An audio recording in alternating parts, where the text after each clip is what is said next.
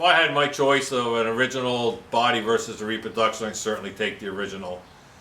The reproduction bodies, a lot of people complain about them and stuff. For really, realistically, for the amount of money they cost, it's really a deal.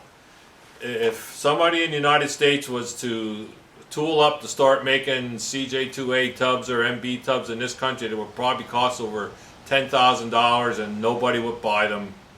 And your restoration costs will be out the roof. So it is a very good alternative, you know, with these repro bodies. For the money you get into putting them on and stuff, it's really not that bad a deal.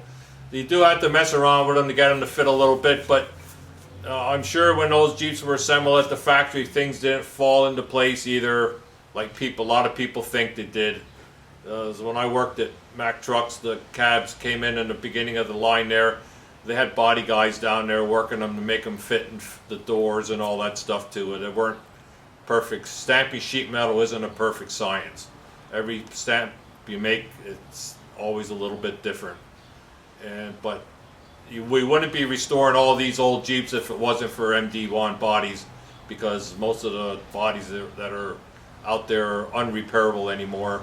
So it's really not as bad as some people think it is. Too rusted away, too far gone to even put back together.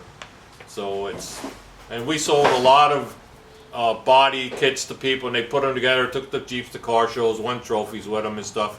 If you spend your time with them and put them together right, you can still make yourself a really nice Jeep.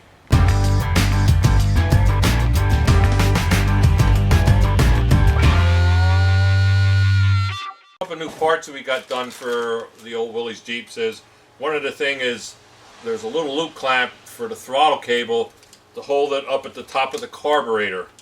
It goes on right aside of the choke cable loop, and it was just held on the side of it with a bolt.